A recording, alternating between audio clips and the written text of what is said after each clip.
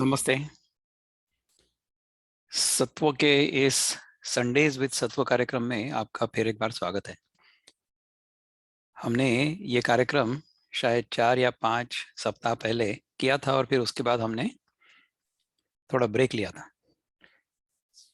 क्योंकि मेरे जीवन में एक महत्वपूर्ण घटना हुई। हमारी बेटी की शादी हुई, तो इसलिए हमने इस कार्यक्रम में थोड़ा सा ब्रेक लिया था। तो अभी इसके बाद में फिर एक बार इसको शुरू करना है। तो जो हमने सीखा है इस साल अब तक, क्योंकि हमने गीता के स्थितप्रज्ञ लक्षण के बारे में 8 बार चिंतन किया, जनवरी से लेकर के तो अप्रैल तक, और फिर उसको फिर से एक बार रिकैप करें। उसके बारे में अगर किसी के मन में प्रश्न हो तो वो ले। इस विचार से हमने इस सत्र का आयोजन किया है।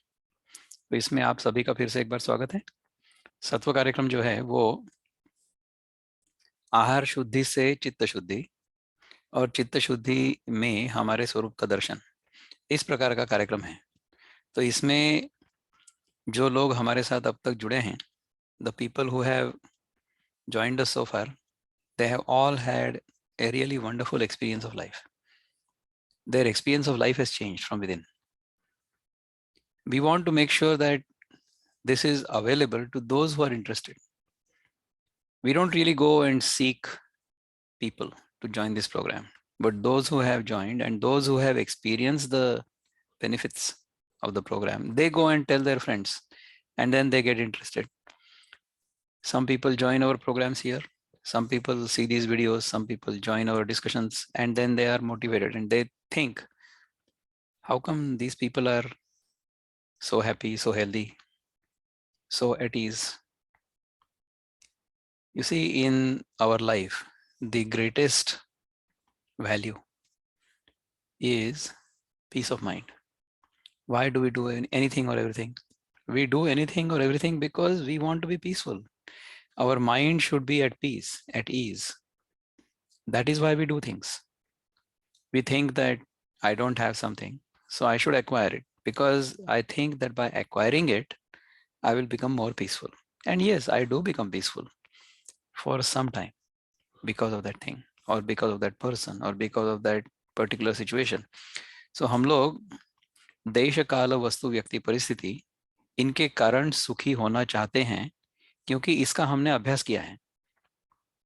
We are used to becoming happy by acquiring things, getting related to people, creating relationships, thinking that a particular time either was good for us or is going to be good for us, more beautiful, more pleasant. A situation either was good or is going to be good. Unfortunately, in this whole quest, we forget to live in the present. And we really don't have any choice but to live in the present moment. We cannot live in the past and we cannot live in the future. Once we start living in the present moment, then we realize that time is an illusion that our mind has created. Time comes into existence when there is an experience of change. Experience of change will happen only if we have an impression of a previous situation or an image.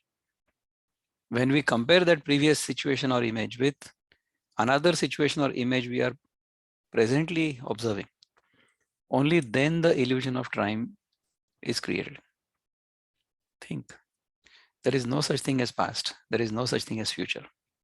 There is only the present.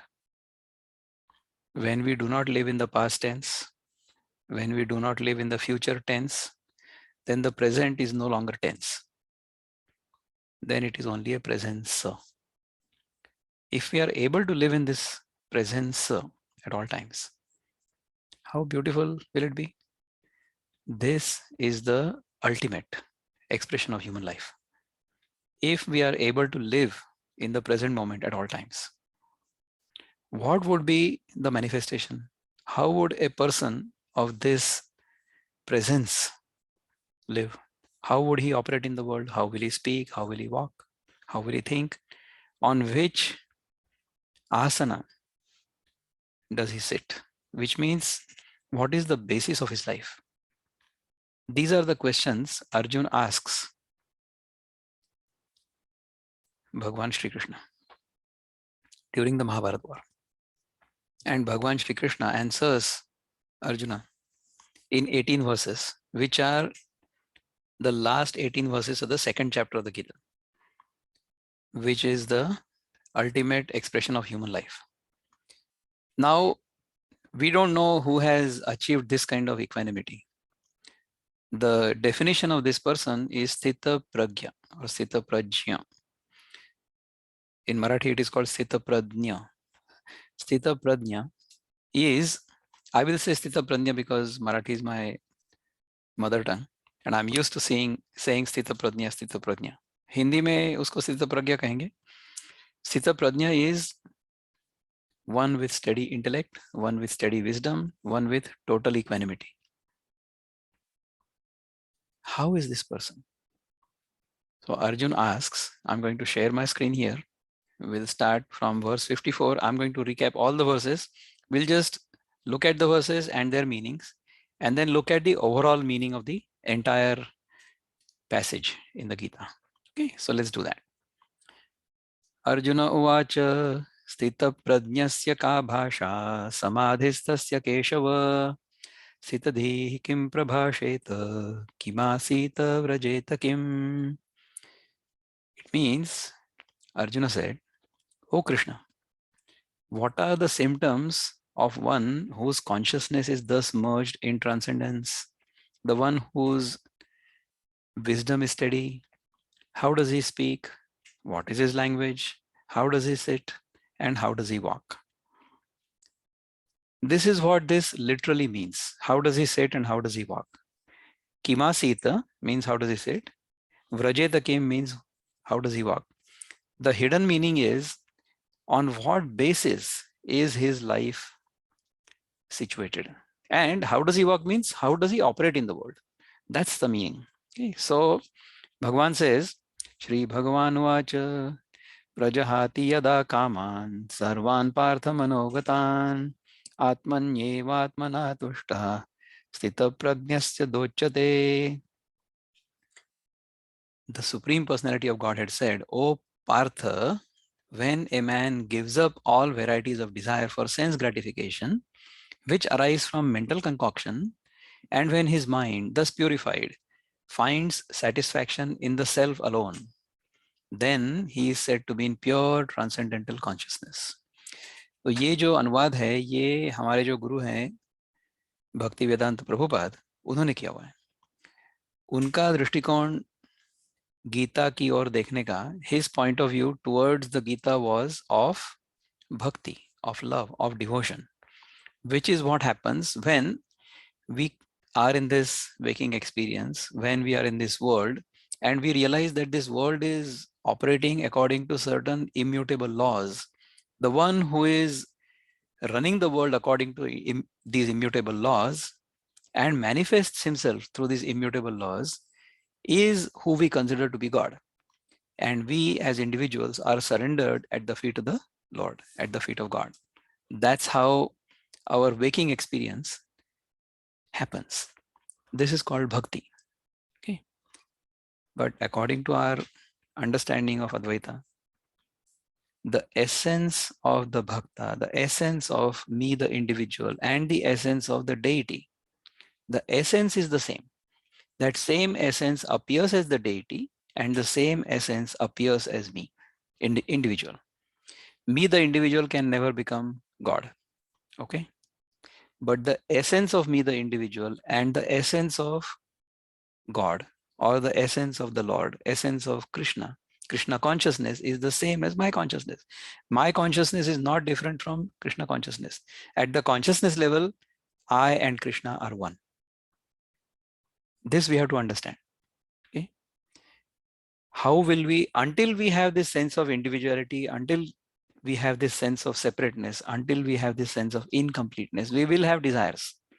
About that, we cannot do anything. Until we consider ourselves to be incomplete, we would like to make ourselves more complete by acquiring things. Okay. But when we understand that we are not really incomplete. We are pure consciousness. We are essentially complete. Then desires will simply drop away. The one whose mind is thus purified finds satisfaction in the self alone. That self is the pure consciousness that you and I are. Okay? Dukkeshu anudvignamanaha, sukheshu vigataspruhaha, vitaraga bhaya krodha, sthitadir muniruchyate. The one who is not disturbed in mind, even amidst the threefold miseries, or elated when there is happiness. Dukkeshu anudvignamana. So when there is an unhappy situation, when there is dukkha, my mind doesn't become udvigna or agitated. And sukheshu vigata spruha means when there is a situation of joy, then I don't go into cloud 9 or cloud 11. I'm equanimous both in sorrow and in happiness. Okay? And who is free from attachment, fear, and anger. The one who has recognized his essential nature as complete, as infinite. Why would he be attached to anything? There is nothing here to be attached to. There is nothing, there is nothing here other than my own self. Whatever I see as other than myself is only a mirror image of my own mind. It appears in my consciousness, but it is not real. When there is no other, there can be no fear. Fear can happen only if there is somebody else. Dvitiyam bhayam bhavati. So we do not get afraid at all. All right. So just one sec.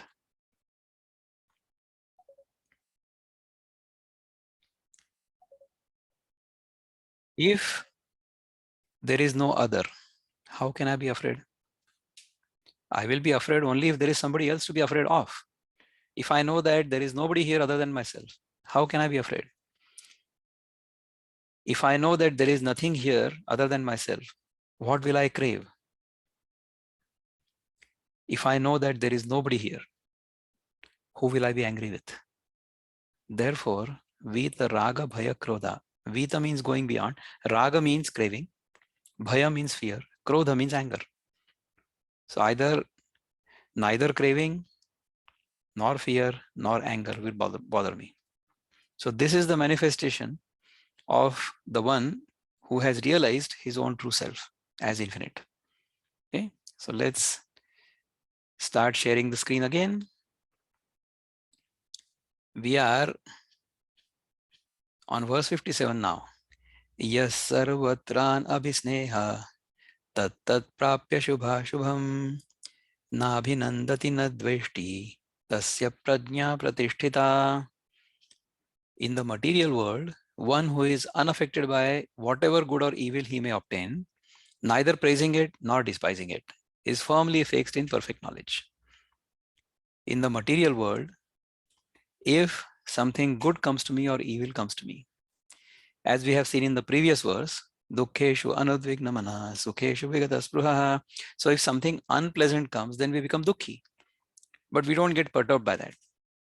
If something good comes, then sukha will happen, but we don't crave it. Okay? We don't praise anything or anybody, and we don't despise anybody. So we are equanimous. किसी को हमने बुरा भी नहीं कहना है और किसी की बहुत ज्यादा तारीफ भी नहीं करनी है. Okay? When we either despise somebody or despise something, or if we are attracted by something, then we have given the status of reality to that something or somebody. That is the mistake. If we do that, then we'll be affected by dukkha and sukha. But if we realize who we are, then we will neither praise anybody nor despise anybody. Okay? We will remain equanimous. Yada sanharate chayam kurmonganiva sarvashaha indriyani indriyarthebhya tasya prajña pratisthita. So here Bhagavan is saying that just as the tortoise withdraws its limbs within its shell. Okay. If we are able to withdraw our limbs or our sense organs when they are not necessary. See, when they are necessary, we should use our sense organs. About that, there is no doubt. We have 5 sense organs. Shabda, Sparsha, Rupa, Rasa, Gandha. So we have the ability to hear, we have the ability to touch, we have the ability to see, we have the ability to taste, and we have the ability to smell. All of these abilities are possible because of our sense organs. Indriya, these sense organs will always be outward bound. They will always be interested in enjoying the touch of their respective sense objects. We should use our sense organs to understand the nature of the world so that we can protect ourselves. That is the purpose of the Indriya or the sense organs. If we use those sense organs beyond this intended purpose and use them as enjoyment, then these Indriya, these sense organs will become dull, and we will not be able to get the experience of the world the way we should get the experience. Okay, this is what we try to do through the Sattva program. Through the Sattva program, when we purify the inputs to the system and when we regulate those, means we will put those things into our system only when it is required. We start with the food. So if we can regulate the food, if we can eat when we are hungry, that is the first rule. Then thereafter we try to purify what we put into the body. Our sense organs become very, very sharp. Then they give us the knowledge of the world around us much more vividly. That is what happens. If we are able to use our sense organs only when required, and at other times we can withdraw them at ease, just like the tortoise is able to, then we can be firmly fixed in perfect consciousness. Okay. Vishaya vinivartante niraharasya dehinaha rasavarjam rasopyasya param drushtva nivartate. Though the embodied soul may be restricted from sense enjoyment, the taste for sense objects remains. But ceasing such engagements by experiencing a higher taste, he is fixed in consciousness. See, what happens is we are used to certain tastes. Okay, we can refrain from things. We can refrain from food. We do that during upavas all the time, right? But the memory of the food we have eaten in the past remains in our mind, right? But even that memory will be erased if we experience something higher. So the example we had taken in this was, when we are children, we initially learn to crawl, then we learn to walk, then we learn a tricycle, and then we learn a bicycle. So when we go higher in our experience of mobility, there is no longer a craving for the lower experience of mobility. So the one who is already riding a bicycle will not want to go back and ride the tricycle. The one who is riding the tricycle will not want to go back and crawl. Not possible. In the same manner, when we have tasted a higher level of joy or happiness, we will not be interested in the joy or happiness which we experience through the sense organs and sense objects. When the sense organs and sense objects come together, there is a sense of pleasure. No doubt about that. But if we have experienced something higher, then we will no longer crave the experience we get when the sense object comes in the contact with sense organs. So that is the understanding. Okay, see, this is the understanding. This is only a theory as far as we are concerned, unless we experience it. I gave you the example so that you will realize that our essential nature, which is pure bliss, when we experience it, then our interest in experiencing joy or pleasure through sense organs and sense objects will simply drop off. So our cravings will go away. A lot of our participants in the Sattva program have experienced this on their own. There is someone here who was completely addicted to eggs. She used to eat eggs for 60 years plus. But Her craving for eggs simply went away and she quit eating any poultry products. We didn't force. We said, okay, until you feel like eating eggs, you eat. But once that craving goes away, you will yourself quit eating eggs. And that's what happened to her. There are so many people who wanted to eat or were used to eating sweet stuff, but their sweet cravings have gone away. So when our sense organs become more perceptive, when they become sharper, then our cravings drop off. Okay, that is the experience. Okay. Yatato hyapi kaunteya purushasya vipashchitaha indriyani pramathini haranti prasabham manah. The senses are so strong and impetuous, O Arjuna, that they forcibly carry away the mind, even of a man of discrimination who is endeavoring to control them. Okay, so even if we control our mind, even if we control our senses, the senses are so strong and impetuous, they will pull us towards the Vishaya or towards the sense objects. That is exactly what happens to all of us. See, don't take any of this discussion very theoretically. You compare that with your own daily experience, your own day-to-day ordinary experience. If you understand this based on your own daily day-to-day ordinary experience, you will realize that this is the truth. Okay. Tani sarvani sanyamya yukta asita matparaha vashe hi yasendriyani tasya prajña pratisthita. The one who restrains his senses, keeping them under full control, and fixes his consciousness upon me, is known as a man of steady intelligence. So here, me means the Supreme Self. Me does not mean Bhagavan Shri Krishna. Me does not mean Yashodanandan Shri Krishna. Me does not mean Devakinandan Shri Krishna. No. Devakinandan Shri Krishna was an embodied soul, an individual just as you and I. Okay, he appeared just as you and I. Of course, he was the avatar, or he was the incarnation of the divine without any imperfections at all. So therefore, divinity expressed through him the way it needs to be expressed. All right. Why does divinity not express through us? Because we are so full of ourselves. We have assumed ourselves to be what we are not. And because of that, we are doing all kinds of different things. That is the reason divinity is not able to express through us. We are essentially all divine. Everything here is divine. There is nothing but divine. Ishavasyam idam sarvam. Yat kincha jagatyam jagat. The entire creation is pervaded by the divine. Okay.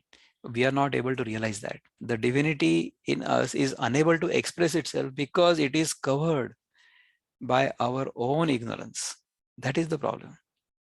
But the one who restrains his senses, keeping them under full control, and fixes his consciousness upon the Supreme Consciousness, or fixes his mind on the Supreme Consciousness, that is known as a man of steady intelligence. Okay. If we don't do that, then what happens? Just see. This is being explained in a reverse manner. So if we don't live in the proper manner, then what can happen? So this is the pitfall. These are the 8 steps of downfall. A person will fall down through these 8 steps. How will he fall down? Dhyayato vishayan pumsaha sangasteshu pajayate sangat sanjayate kamaha kamat krodho bhijayate krodhat bhavati sammoha sammohat smriti vibhramaha smriti bhramshat buddhinashaha buddhinashat pranashyati. I have said both the verses at one go because these are the 8 steps. And now I will tell you the translation in English. While contemplating on the sense objects, a person develops attachment for them, and from such attachment, lust develops. Means craving. Not necessarily the carnal lust, but craving. And from craving arises anger. See, if we get something we desire, then we are greedy. Lobha will happen. And if we don't get what we desire, then anger will happen, because we are angry that we don't get it. Then we blame somebody else. I didn't get it because of this or the other person. Then we think in our own mind, मैं तो इसको देख लूंगा, I will see. That is anger. From anger, complete delusion arises. Means I forget who I am. I become so angry that I forget who I am. From delusion, bewilderment of memory. Then I forget what I have learned in the past. Okay. When memory is bewildered, intelligence is lost, because I am under the sway of anger. And when intelligence is lost, one falls down again into the material pool. My intelligence, my discrimination is lost, and I get lost in the wheel of samsara. That is what happens. So how did it start? Dhyayato vishayan pumsa. So I started contemplating on the sense objects. Sangasteshu pajayate. Because of that, attachment happened. Sangat sanjayate kamaha. Because of that, desire happened. Kama means desire. Kamat krodho vijayate. When the desire was not fulfilled, then anger happened. Krodhat bhavati sammoha. Sammohat means I became mohit. I became deluded. Mohat bhavati sammoha smriti vibhramaha. Smriti vibhrama means I have lost my memory. Smriti bhramshat buddhinasho. Buddhinasho means I have lost my intelligence, my sense of discrimination. Buddhinashat pranashyati. Because of this loss of discrimination, total destruction has happened. So I'm stuck in the samsara. That is what has happened to me. All right. So this is the negative way of saying, if you don't do what is right, if you get stuck in the objects, then this is what will happen. Why is this happening? Because of my ignorance. I have considered these objects to be real and myself to be incomplete if I don't have these objects. That is the mistake. So that is the ignorance. Ignorance is what will lead to all of these things. Okay. Raga dvesha vimuktaistu vishaya indriyaishcharan atmavashyai vidheyatma prasadam adhigacchati. But a person free from all attachment and aversion and able to control his senses through regulative principles of freedom can obtain the complete mercy of the Lord. Okay. The one who is free from all attachment and aversion as well. Raga dvesha viyuktaistu. So I'm neither attached to anything, nor do I despise anything. किसी को आओ मत कहो, किसी को जाओ मत कहो. And we are able to control our senses through regulative principles of freedom. So what are the regulative principles of freedom?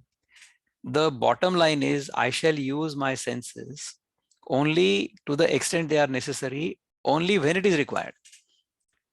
The first thing we should do, and the first thing we can do, should do, is we should eat only when we are hungry, and we should drink only when we are thirsty.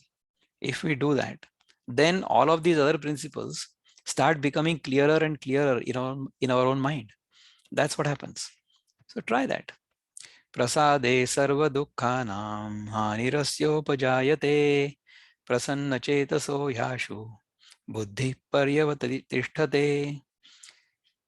For one thus satisfied in Krishna consciousness, which is established in his own true self, the threefold miseries of material existence exist no longer.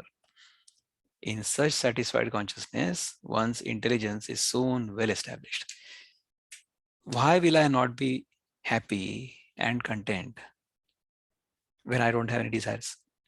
See, only when I have any desire in my mind, then my mind will be agitated and I will not be satisfied. So go back to the very first thing. Prajahati yada kaman sarvan partha manogatan. See, all of these principles are emphasized and re-emphasized by the Lord in these 18 verses. Once again, the bottom line of all of this is ignorance. We misunderstand ourselves to be who we are not.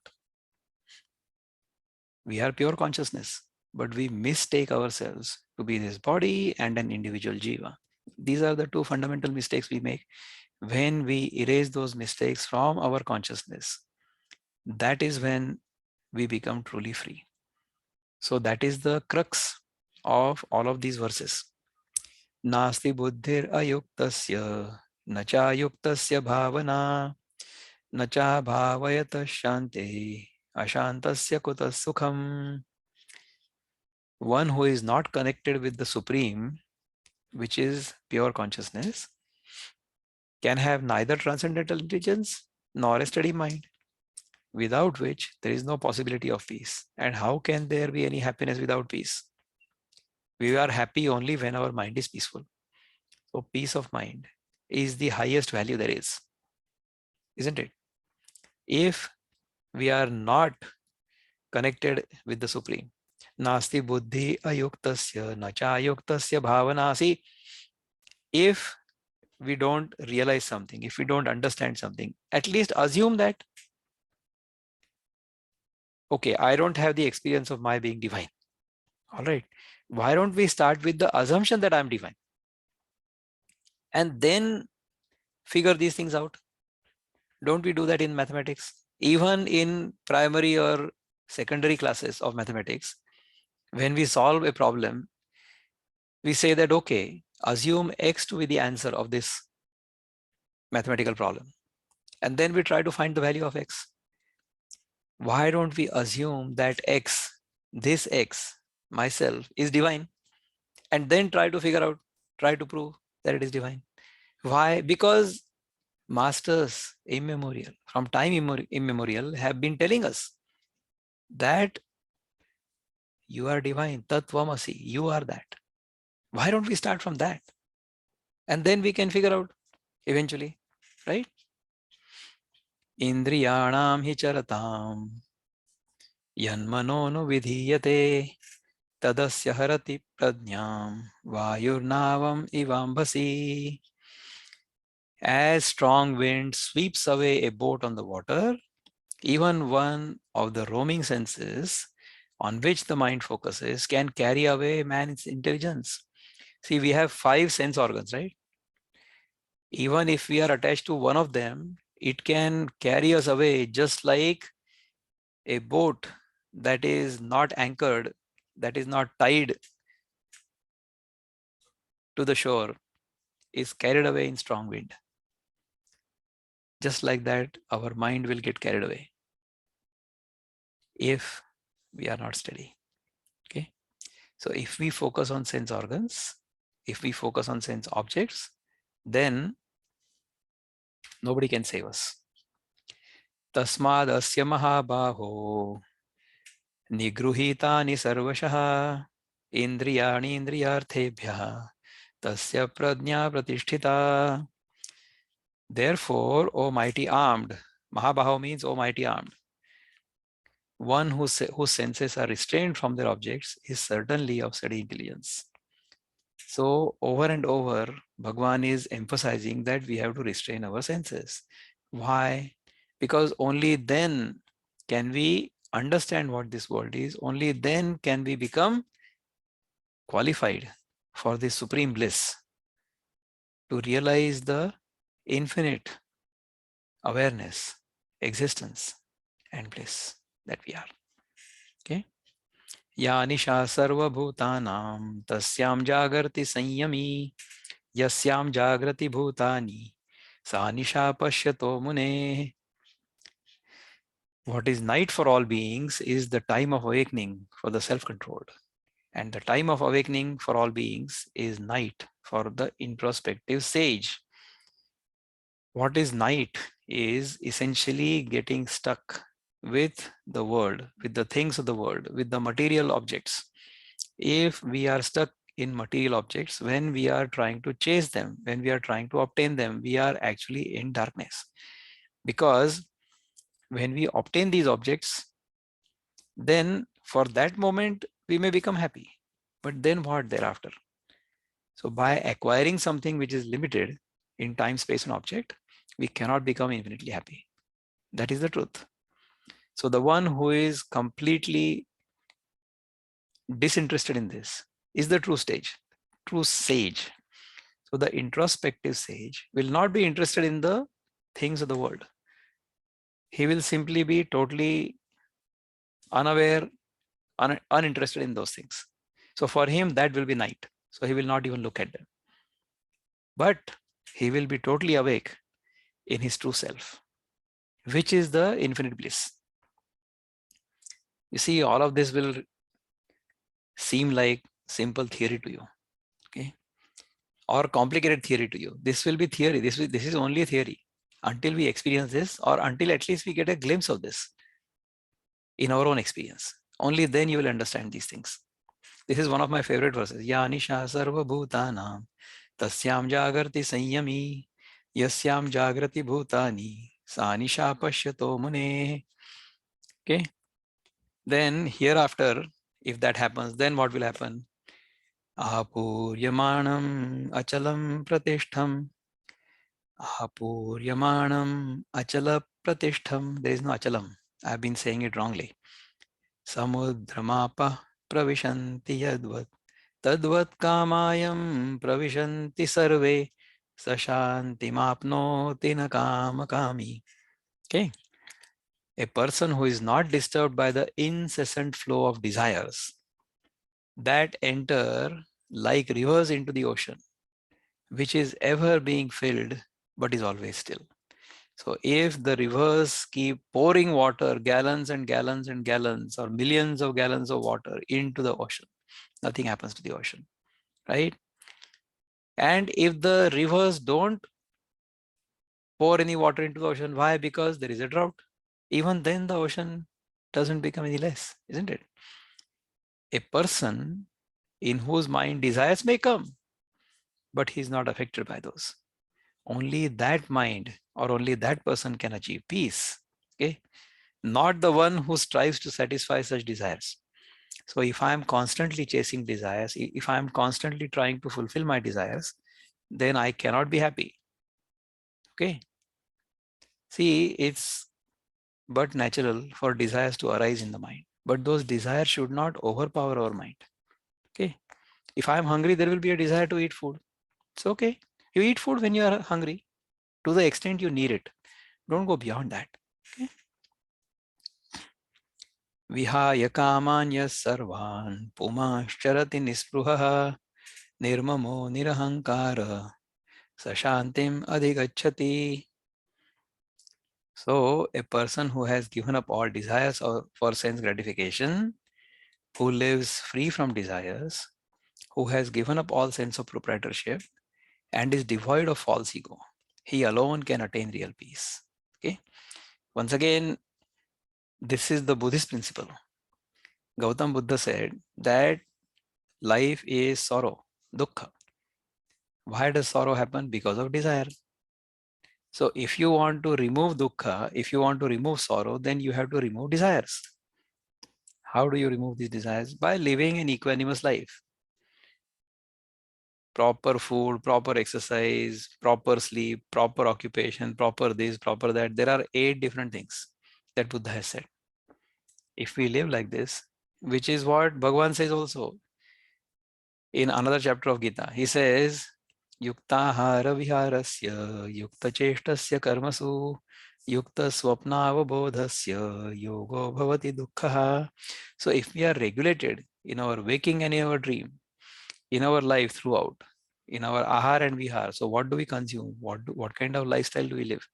If we are regulated in that, then we will be qualified to become completely free. All right. Esha brahmi sthiti partha nainam prapya vimuhyati sthitva syam antakalepi brahma nirvana mrachati. Esha brahmi sthiti means this kind of experience, that is the way of the spiritual and godly life, after attaining which a man is not bewildered. If we get a glimpse of this, just a small glimpse of this, we will not be bewildered after that. Okay. The good news is, if we can realize this even for a moment before we die, thereafter we can enter into the kingdom of God, or thereafter we can become totally free. Okay. Thereafter we will get moksha, we will get nirvana, we will become perfect as the Heavenly Father is perfect. So this is how in 18 verses Bhagavan tells us how we can achieve the highest experience of human life. So I hope you enjoyed this recap of all these 18 verses. We spent 8 sessions, 8 total hours contemplating on these 18 verses, and we've tried to compress those in about 40 minutes. I'm sure it will be very concentrated. Okay. For some of you, it may not be completely satisfactory. So to get a full experience, you go back and listen to all the 8 sessions we've had so far on this. So this was to recap all those and then see if you have any questions or comments. By all means, please let me know. So if you have any questions, by all means, raise your hand or unmute yourself and then you can ask me the question. Okay. I'll try to answer your question. Anybody? Great. Naina has her hand up. So Naina Tai, go ahead, please. See, my question was, I'm not afraid of the spirits, ghost or all that stuff. But Okay. just in case if someone breaks into my house, and how can I think that I and him are same at that point of time? That's my question. Okay, so the fundamental understanding is whatever we consider to be other than ourselves, where do we experience that? Whatever I consider to be apart from myself, where do I experience it? I experience it within me. See, right now, assume that I am the ghost in your life. Sometimes you probably feel कि बहुत मजा है जीवनात काय करता है म्हणून, right? Assume that I am the ghost. Where are you experiencing me? Are you not experiencing me within you? Anything and everything we consider to be apart from ourselves, we experience that within us. Okay. So we never have any experience other than what appears in our consciousness. Never. Everything we consider to be apart from us. Everything here, anything and everything appears to us in our own consciousness as a mirror image. It is not experienced as it is. Even if you and I meet personally, which by God's grace will happen someday. Even if you see me in person, how are you going to experience me? I'm not going to enter your eyes, right? Light is going to reflect on me. That light is going to be absorbed in your eyes. It's going to create an image in your retina, and that image is going to be read in your mind. So anything and everything in this world is read by our mind as an image. So our mind doesn't really experience objects the way they are. No objects in the world, no people in the world, nothing in the world is experienced by us as it is. Everything in this world is experienced by us as its image. So we are actually experiencing the image. We are not experiencing what is real or what is out there. Then what is real? Is the image I am experiencing the real, or is what is outside real? This is very fundamental. Until you get this, you will keep getting scared. Okay. I'm always reminded of a really wonderful story Sadhguru Jaggi Vasudev tells his disciples. I've heard him in many of his lectures. He says, once there was a lady, maybe like you. Okay. She had a dream. In her dream, she saw a hulk of a man. Assume your husband. Go back in your college days. Okay. Then he came close to her. He kept coming closer and closer and closer until she could feel his breath. Then she trembled, not in fear. And she asked him, "What are you going to do to me?" And he said, "Well, lady, it's your dream. So if you imagine that that person is a ghost, then he will grab your neck. But if you are in love with him, which you have been all your life, then he is a wonderful person. So the world outside does not appear to us the way the world is. The world outside appears to us the way we are. If we consider the outside world to be a ghost, it will come and grab us by the neck and choke us. But if we consider the world outside to be divine, which it is, Ishavasyam idam sarvam, the sage has told us. Why don't we believe the sage? Nasti buddhir ayuktasya, nacha ayuktasya bhavana. If the buddhi is not yukta, at least bhavana make it yukta. Assume that the world is divine. Ishavasyam idam sarvam, yat kincha jagatyam jagat. Why don't you believe the sages? Why don't you have the shraddha in the sages who have seen this world as divine? Don't imagine any ghosts. Those ghosts are only in your mind. They are not real. There is no such thing as a ghost. And other way, if you look at it, everything is a ghost because everything is experienced by you as an image, even if it is not a ghost. So you are experiencing everything as a ghost. You are the one who will give the name, whether he's a ghost or he's Vikram or he's somebody else. Deepak. So Deepak is the person in your life who is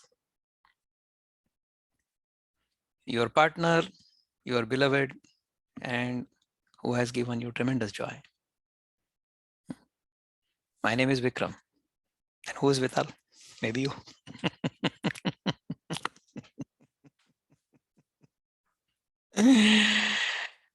No, don't take it personally. This is as we imagine it. So it's all your dream. When we realize that this waking experience is also like a dream, when we wake up from this waking dream, that's when we are truly awake. That's a Buddha, the truly awakened one. After enlightenment, when Buddha appeared in one village, a young boy saw him. And Buddha was radiant, radiant. So the young boy asked him, "What are you?" He didn't say, "Who are you?" He said, "What are you?" Because he almost looked like an alien. He had seen all these innumerable human beings, but none of them had the kind of glow that Buddha had. Buddha was simply shining, shining in his own divine glory. Same thing happened with Jesus Christ. After he meditated for 40 days and he came back, everybody looked at him with great awe and inspiration, and he started talking. And he said, "No, until now you have heard Old Testament rules. But I tell you, no, it's all New Testament rules." And at the end of it, he says, "Therefore be perfect, as your heavenly Father is perfect." That is the essence of Christianity, the Sermon on the Mount. If we learn this, if we understand this, if we live according to what Jesus Christ has told us, then indeed we will reach the same place. Esha Brahmi Sthiti Partha Nainam Prapya Vimuhyati. So Naina, hopefully you will reach that. Nainam Prapya Vimuhyati. Sthitva Syamanta Kalepi Brahma Nirvana Mruchati. Prakash Ranade is asking me, do we have control on thoughts? How do we reduce the frequency and nature of thoughts? Thoughts are always of the other. Prakash, thoughts are always of the other. I am the one who is thinking. So the thinker will always think of something else apart from himself. This is called Dvaita. So I, the observer, and what I am observing, the observed, and observation. So experiencer, experienced, and experiencer. Okay. This kind of triputi or this kind of dichotomy happens when I mistake myself to be the experiencer. Okay. This happens automatically. Just like when you stand in front of the mirror image will appear. You cannot do anything about it.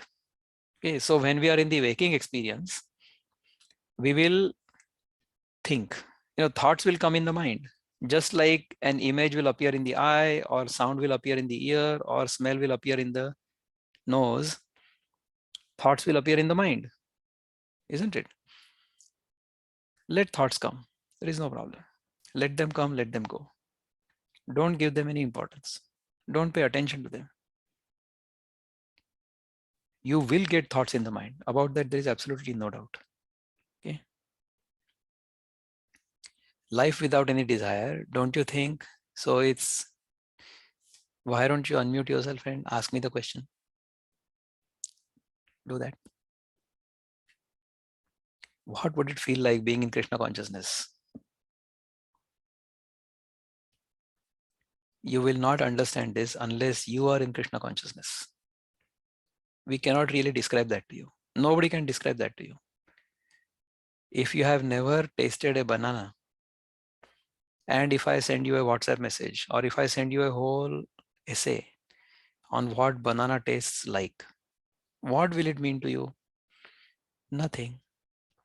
Until you taste the banana yourself. And then you get the experience from within you. Then you describe it to me and you give me the indication that this is how I felt. Then I'll say, yes, correct. This is how it should feel. In the same manner, I can give you this whole explanation of Sthitaprajña Lakshan, Krishna consciousness. But until you experience that within yourself, within your own experience, how will you know it? You will not. How can I get there? First rule, don't eat unless you are hungry. Control the tongue. Then it will happen. Then other rules will start becoming clearer in your own mind. So I'm going to ask my sister Anagha here to ask the question she was wanting to ask. Instead of sending me the text message, you want to unmute yourself and say, go ahead, please. Yeah. Marathit विचारलं तरी चालेल. Okay. So my question is, as we learned today, the life without desires gives us a peace. So the question is, life without desires, it becomes so tough. Like, you know, if we don't have any desire, then we will never try to achieve it, and we will be there wherever we are now, right? सो जर desire आपल्याकडे असेल कुठल्या गोष्टीचं achieve करायचं तेव्हाच आपण grow करू ना. जर काही डिझायर नसेल तर जर मी भिकारी आहे तर मी भिकारीच राहणार कारण माझ्याकडे काही डिझायरच नाहीये, राईट. अँड म्हणजे जर आपण जर स्टार्टिंग लेवल पासून जर असं एकदम मुक्त राहिलो, suppose I don't want anything, I am completely free from everything, मग तर मी माझ्या लाईफमध्ये कधी ग्रो नाही करणार. And the main motto of life is growing ourselves, right. मरण्याच्या आधी आपण जेवढं ग्रो करू शकतो तेवढं ग्रो करायचं आहे. So I don't get it like why Krishna says Great. This. Wonderful. So this question will arise in anybody and everybody's mind. Okay. So this is a valid question. About that, there is no doubt. So the question is not bad. The question is very good. This is exactly how everybody will feel. But this question will arise in our mind if our assumption about ourselves is limited.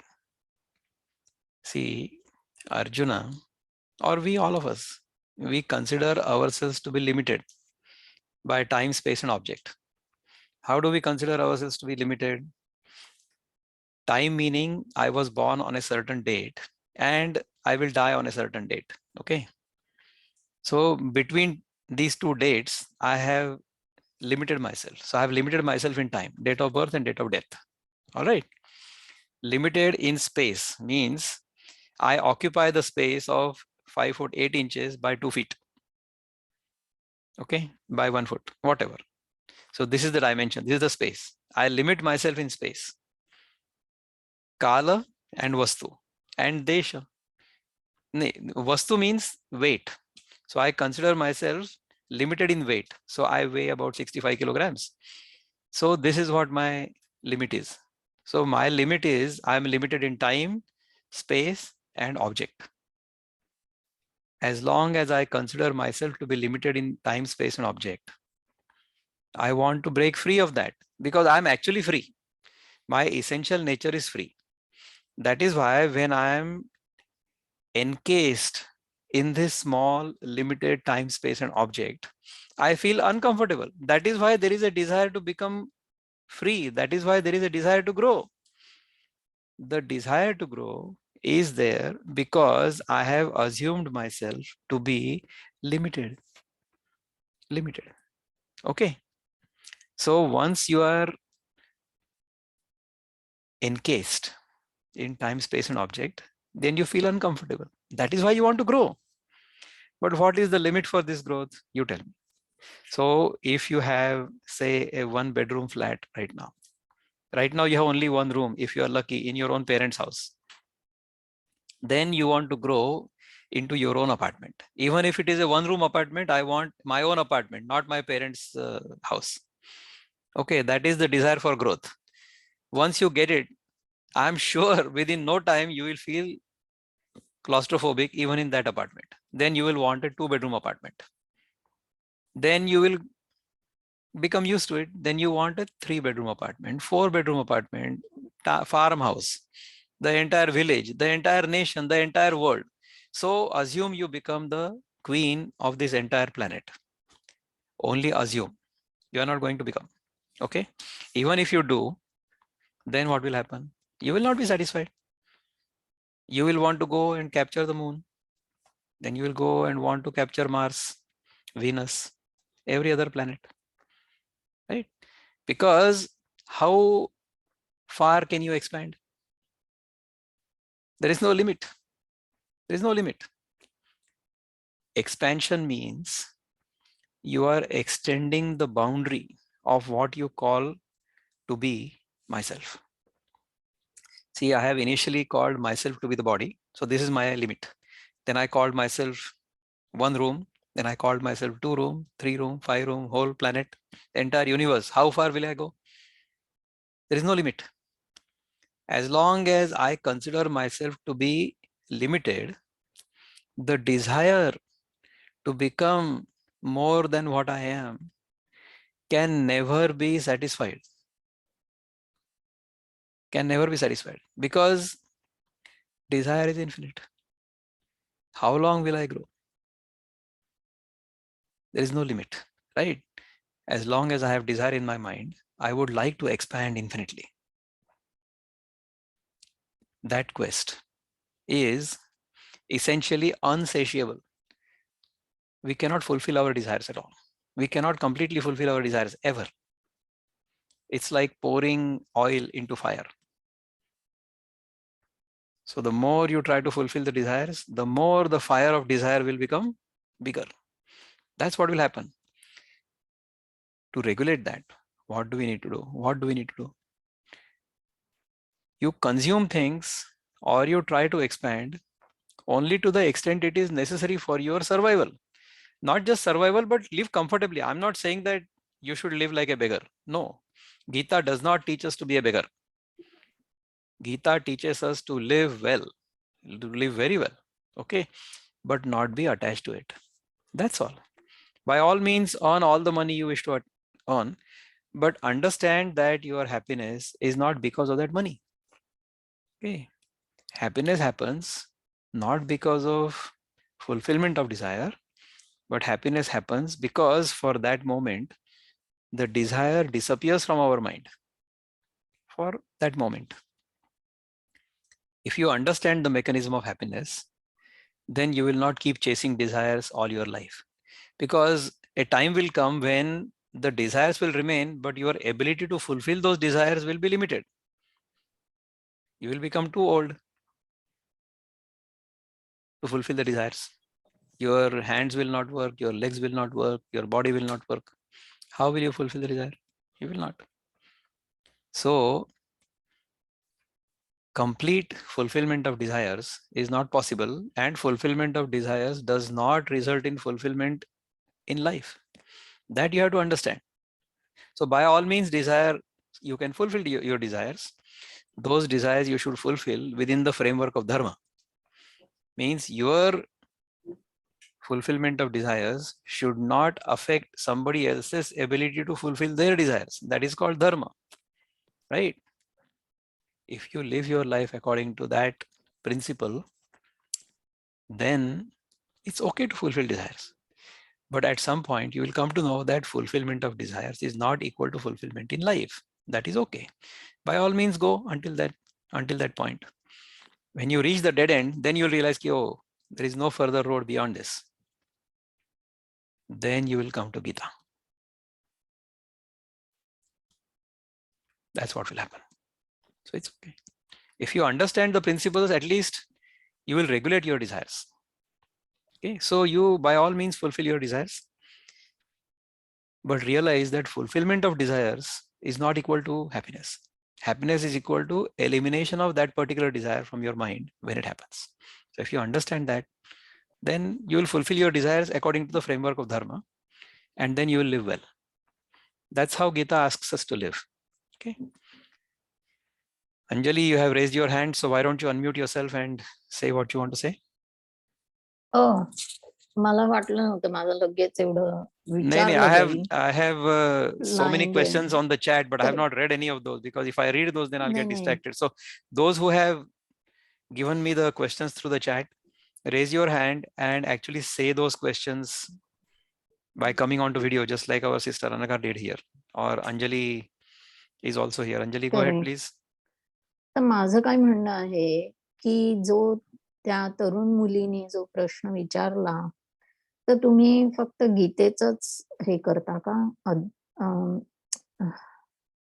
Explanation?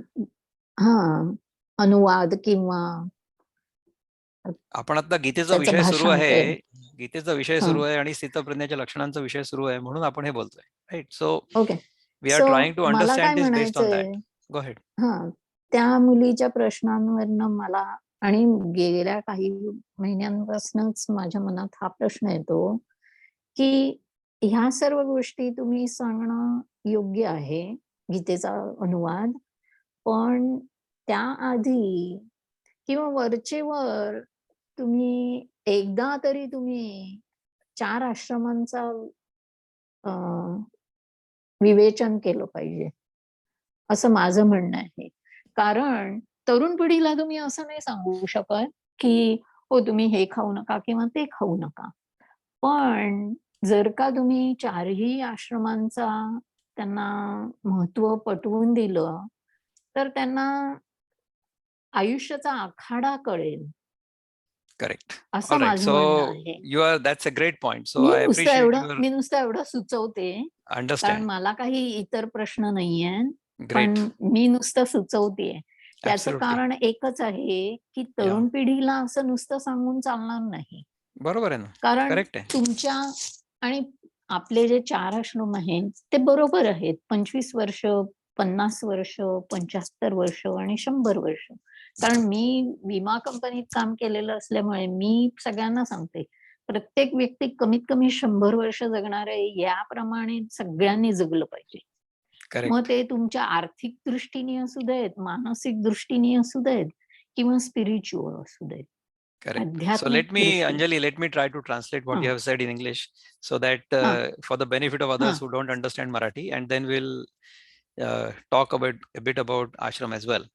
So the suggestion was, and I completely agree, that what I have told Anagha is not applicable for her in her stage of life. And yes, I agree with Anjali that our life is sort of based on 4 ashramas, okay, 4 stages of life. So those 4 stages of life are, number 1, the brahmacharya ashram, or the student phase of our life. In that phase, we learn all kinds of things, which Anagha, you have just now finished. Now you have entered what is called the householder phase of our life, which is the gruhasth ashram.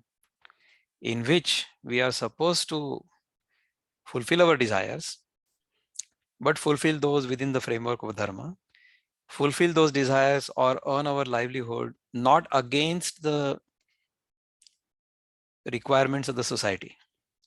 So maybe we should earn a lot of money. Not maybe, we should try to earn a lot of money, but that earning a lot of money should not be against the way in which society is structured. It should not be harmful to the society. So I may earn money through, extortion or by selling drugs. I may earn money, but is that the way to earn money? No. The way to earn money is to make sure that my activities are dovetailed with the social good of the society. So my activities should be in line with the good of the society. Only then that artharjan or earning of that kind of money is beneficial. And in fact, Anaga, yes, you should engage in that activity now. Okay. But once you have come to a stage where you will get married, your children grow up, and you come to a stage where you contemplate on all these things, then let them take over. Let them take the ball forward. Let them come into Grihasthashram, and then you go into what is called the Vanaprasthashram, which is the third stage of our life, where we become contemplative. And maybe I say all these things because I am in that stage myself, where our daughter has already got married, our son is already in college. I still have family responsibilities, and yes, my wife and I still work and we earn money and we try to support our children, the second child who is still in college. But we are at a stage where we can step back and we can try to do a reco of this whole thing, reconnaissance. We look at what we have done so far. How will it take us forward? Once we are in this contemplative stage, that is the Vanaprasthashram, and then finally we become ready to renounce everything, that is called Sannyasashram, which is when we realize that yes, this entire world is essentially a mirror image of my own mind. Whatever has happened in the past is only a memory. Whatever is going to come in the future is only an imagination. So I'm always stuck between memory and imagination. I never live in the present. If I learn to live in the present moment, then past will disappear, future will disappear. Only the presence will remain. If we can come to this stage, then from that stage, from that moment onwards, internally we become sannyasi. So our vritti will become sannyasta. That is what will happen. And we'll start living in that manner without any cravings. We'll do what is necessary to be done. We'll keep doing things, but without any selfish desire. So karma yoga will happen rather than we trying to do karma. That's what will happen. So Anjali Tai, thank you so much for bringing me on track, especially for नाही म्हणजे Anagha. मला काय म्हणायचंय की you cannot keep saying की तुम्ही संन्यासाश्रम घ्या ऐन 50 किंवा 40. असंही नाहीये. इफ यू नो पण ऍटलीस्ट अंडरस्टँड. हा म्हणजे मला काय म्हणायचंय की हे तुम्ही टाइम लाईफ स्पॅन मध्ये तुम्ही काय काय अचीव केलं पाहिजे हे सांगितल्याशिवाय म्हणजे तुमचा हा पाया असला पाहिजे की विरक्तीकडे जाणं हा तुमचा पाया असला पाहिजे. निवृत्तीकडे जाणं जसं नोकरीला लागल्यानंतर once you start working, what is your goal? To retire eventually. Exactly. Retire happily. Not only, no, exactly. With म्हणजे complete financial freedom. म्हणजे if you can achieve that financial freedom early in life, then you can retire early in life, and then you can engage in these contemplative activities, which is wonderful. जे तुम्ही करताय. Exactly. Thank you so me much. करते. Exactly. आणि मुख्य प्रश्न हा आहे की तुम्ही आयुष्याची आउटलाईन तुम्ही तयार केली पाहिजे. Correct. सो ती तयार करण्यासाठी जसं मी म्हटलं तसं नोकरी तुम्ही मिळाली तर काय, पण त्याचं अंतिम ध्येय काय, प्रत्येक गोष्टीचं अंतिम ध्येय काय आहे. Correct. So yesterday, in fact, were you there? I think you were there yesterday, no? Anjali Dai, you were there yesterday in my this thing. So we talked about if you take the train from place A to place B, You may get down in some intermediate station to try to get some snacks, Correct. but your mind is always on the train that is going to take you to your destination. Exactly. तुम्ही जरी आज बटाटा वडा खात असला तरी तुमचं अंतिम ध्येय एक असलं पाहिजे. मला मुंबई विटीला पोहोचायचंय. एक्झॅक्टली. मला Correct. ट्रेन चुकवायची नाहीये. सो Exactly. ही जी ट्रेन आहे 4 आश्रमांची ती तुम्ही सांगा सगळ्यांना. Zarur. आणि So we वरच्या covered. वर I hope त्याचा the explanation I gave of the 4 ashramas was okay with you now. Correct. So thank you very much. So I'm going to ask Prakash Ranade to ask his question, please. Go ahead, Prakash, please. नमस्कार. माझा प्रश्न असा आहे की Go ahead. बऱ्याच दिवसापासून नंतर join होतोय. Yes. Sorry, No problem. माझा प्रश्न असा आहे की आपल्या शास्त्रात, पुराणात आणि सगळीकडे देर आर फुलफिलिंग डिझायर स्तोत्रास आहे, जसं गणेश स्तोत्र आहे किंवा इव्हन बऱ्याच पूजा आहेत, त्याच्यात सत्यनारायण पूजा किंवा कुठल्याही end is you want to fulfil फलश्रुतीमध्ये you want to fulfil your current desire. While Gita always takes us to the other extreme, that detachment, give up and go to the next level, my question is why there is such contradiction between these two. I know, the previous person talks about Exactly. That is what my point is. why there is so contradiction between these two literatures, or and I really want to enjoy life's fulfillment, or whatever the desires, if I will get fulfilled in this life. Surely. Who has seen the next life? That's fine. So I agree with both of you. We will try to fulfill desires only until we have assumed ourselves to be incomplete in some manner. Okay. Gita is the fulfillment in life. Gita lets us realize that our essential nature is infinite. We are not limited in time, space, and object. So Gita is the final text. It's not the preliminary text. So it's like when we are in a preliminary class, in primary class or middle class or middle school or high school, then we learn mathematics. Mathematics is taught at different levels, right? Ultimately, you will learn calculus. Ultimately, you will learn something else. But unless you have learned the arithmetic and the geometry and the algebra, you cannot really learn trigonometry and calculus, isn't it? So Gita, assume that Gita is like the calculus, and fulfilling desires, Satyanarayana Puja and Ganesh Stotra and all those things are preliminary steps. But until we do that, and until we realize that, yes, we can have a good life, but is this it? Is this all? When we come to the stage of a dead end, when we graduate from that class, then we go to the next class. So even in Arjuna's case, it was the same. Arjuna was the greatest warrior on this planet, right? And then he had to come to the battlefield. He had never lost a battle.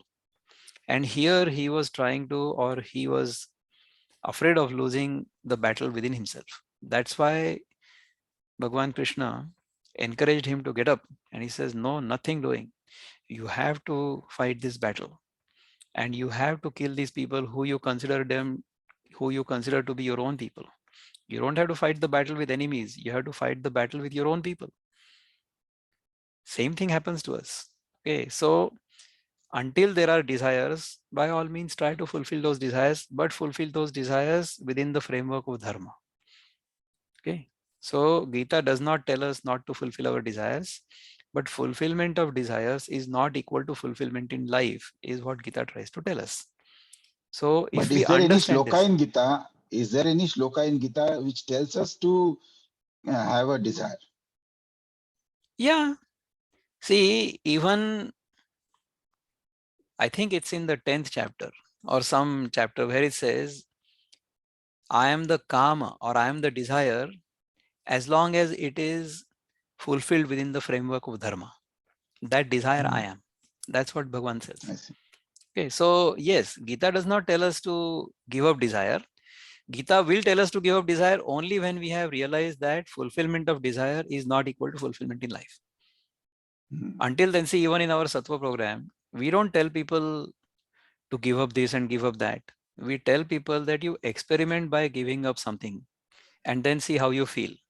Once you have experienced that sense of well-being and health by giving up something, then thereafter your craving to consume that will disappear, is it not?